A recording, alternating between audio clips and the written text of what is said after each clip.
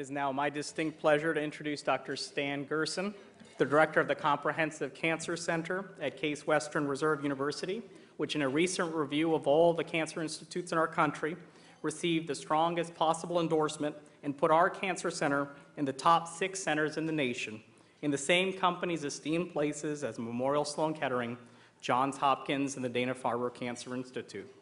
In his own research, he has published over 200 papers, been awarded 12 original patents, and have licensed this to several biotechnology companies. In addition to all of these amazing accomplishments, he continues to be one of the most incredible, approachable, and engaged mentors to many junior faculty, including myself and my wife, Annalisa DeFeo. As William Arthur said, the mediocre teacher tells, the good teacher explains, the superior teacher demonstrates, the great teacher inspires.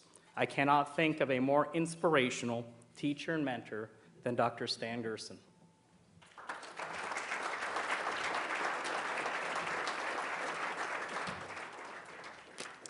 Well, that is a hard act to follow, and I hope I do a little bit of justice to those incredibly kind comments. Let me first thank Glenn again and his organization for the incredible support that they've provided for this event and for the Young Scientist Foundation.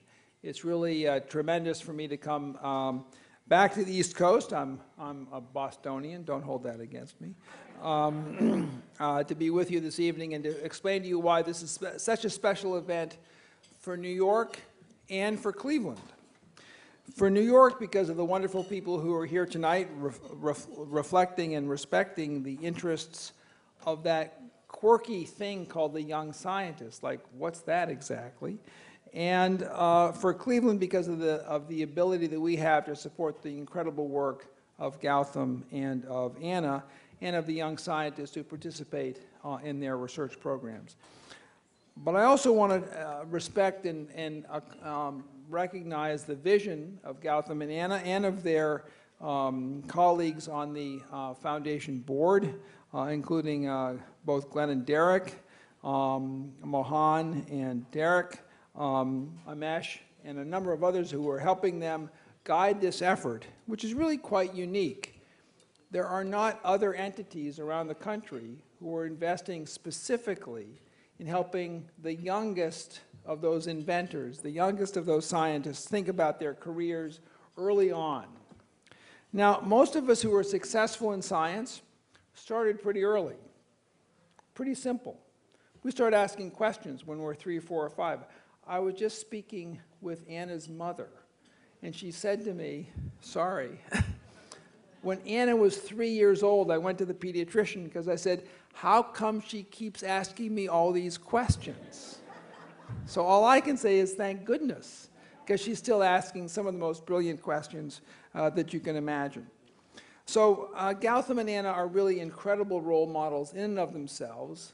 They know how to ask questions and how to interrogate issues and how to inspire their own young colleagues. They really serve as the next generation leaders and teachers and mentors for our young scientists, whether they're in high school, college, graduate school, medical school, or even in postdoctorate. Now, Goutham and Anna, you haven't heard too much about this evening, about their own accomplishments.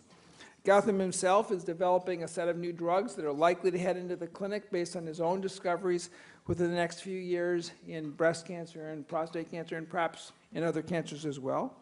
Anna is known for her inventions and interests in ovarian cancer, understanding the genetics. Anna gave a talk about her own research a little more than 6 months ago and inspired a family with an interest in ovarian cancer, who then decided to invest in Anna with an endowment to the university, Case Western, to establish an endowed chair in ovarian cancer research. Now that's not public yet, but we need to give a round of applause to Anna for that.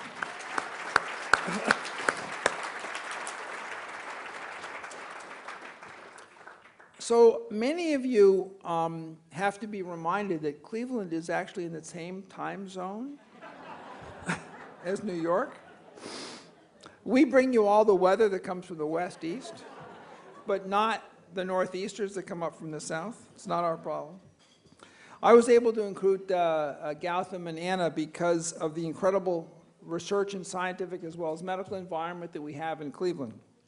And our cancer center. Our cancer center is incredibly well endowed with expert scientists. We have 350 members in a scientific community that cuts across really everybody in Cleveland, Case Western, University Hospitals, Cleveland Clinic, under one umbrella. And we actually have as large a patient population that come to see us as any of the major cancer hospitals in Manhattan.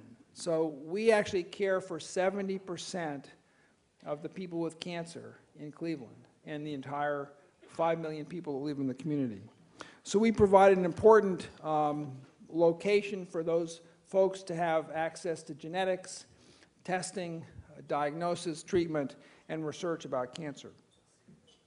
Now, let me tell you a little bit about the individuals who are really the focus of this organization, the young scientists, whether they be high school students, early in their college career, et cetera.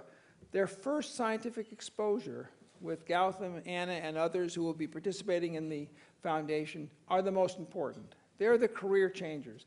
They're the people who inspire them to sort of think creatively, ask tough questions, develop the rigor to ask important scientific questions, and really make those inspirational changes in the health that we all desire as we move on in life.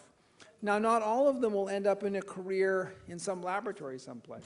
Many of them may end up as creative physicians, some in innovative spaces, biotechnology, maybe even working with metadata. And so they will consider a whole variety of paths that will help them experience and engage in the important questions in our lives towards a better future and our better health. So I really feel inspired by the efforts and the organization of this foundation and appreciate all of your support. So enjoy the rest of the evening.